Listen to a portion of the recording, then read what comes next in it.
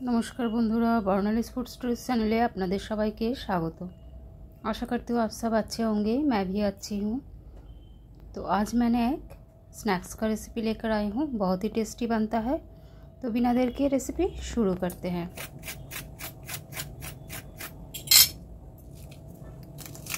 आवाज़ेই बोझा गेल कतटा crispy and क्रांची হয়েছে। তাই ভিডিওটা স্কিপ না করে পুরোটা দেখার জন্য অনুরোধ করছি।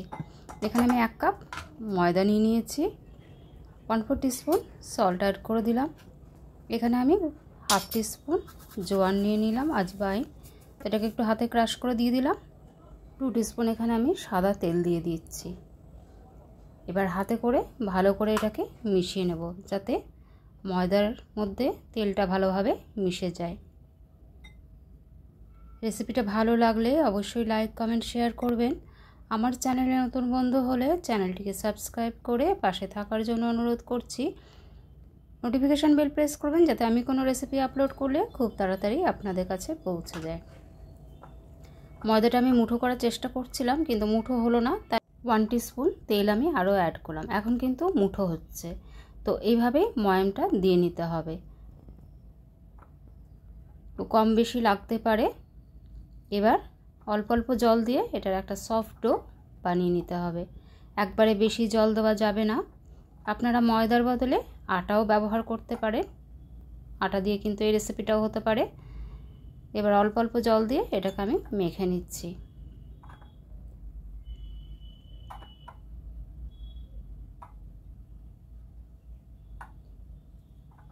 ভালো করে মেখে নেব। ভালো করে পুরোটা আটা জল দিয়ে মাখিয়ে নেওয়ার পর আরও 2 মিনিট একটু হাতে করে মেখে নিতে হবে। তারপরে ওপর থেকে তেল ছড়িয়ে নেব, যাতে ময়দাটা ড্রাই না হয়ে যায়। ওপর থেকে একটু তেল বুলিয়ে দেওয়ার পর এটাকে আমি ঢাকা দিয়ে 10 থেকে 12 মিনিট রেস্টে রেখে দেব।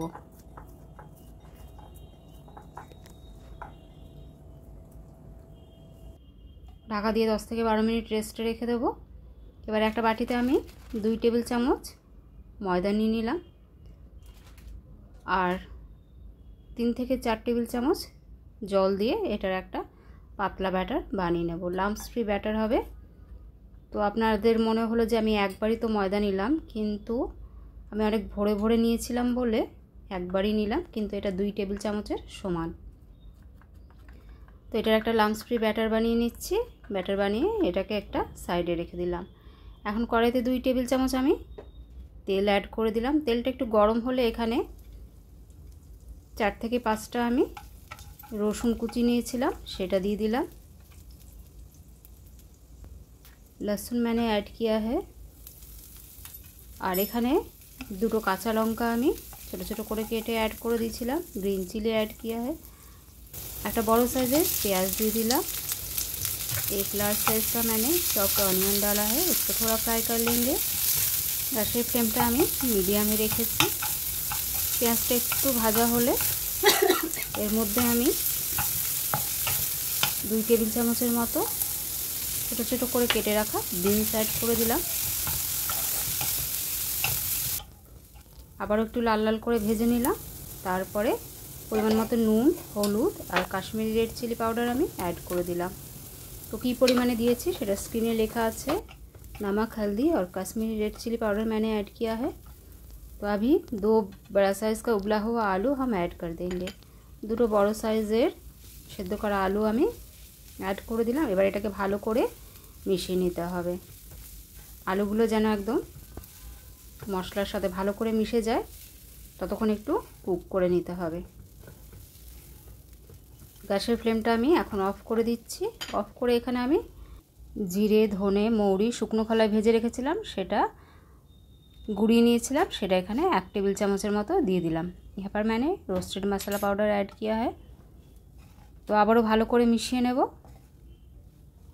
মিশিয়ে নিয়ে এটাকে আমি কড়াই থেকে উঠিয়ে নিচ্ছি। এবার এটাকে ঠান্ডা হতে দেব। যতক্ষণ না ঠান্ডা হচ্ছে ততক্ষণ একটু অপেক্ষা করে নিতে হবে। এবার ময়দাটা থেকে আমি ছোট ছোট লেচি করে নেব সমান মাপের।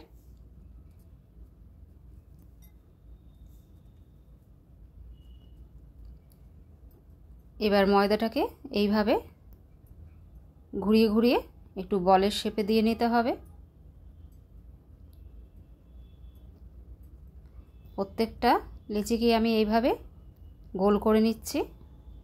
সবগুলো লেচি আমার গোল করা হয়ে গেছে। এবার এগুলোকে একটু লম্বা করে বেলে নিতে হবে।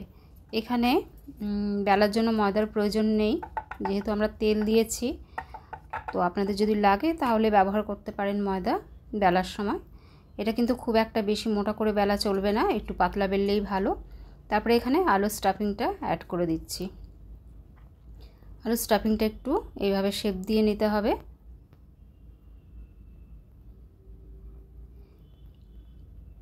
এইবার যে ময়দার ব্যাটারটা বানিয়ে রেখেছিলাম সেটাই একটা ব্রাশের সাহায্যে এইভাবে একটা সাইডে দিয়ে দিলাম।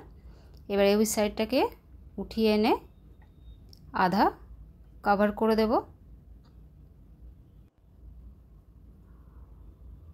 তারপরে আবারও ময়দার ব্যাটার লাগিয়ে নিলাম ব্রাশের সাহায্যে। এবার এদিক থেকে ফোল্ড করে দেব।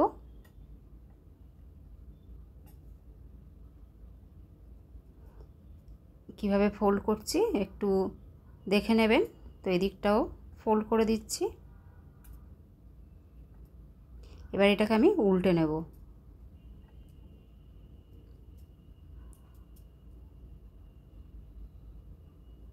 এইভাবে ময়দার ব্যাটার লাগিয়ে দিলে এটা কিন্তু আর খুলে যাওয়ার ভয় থাকবে না।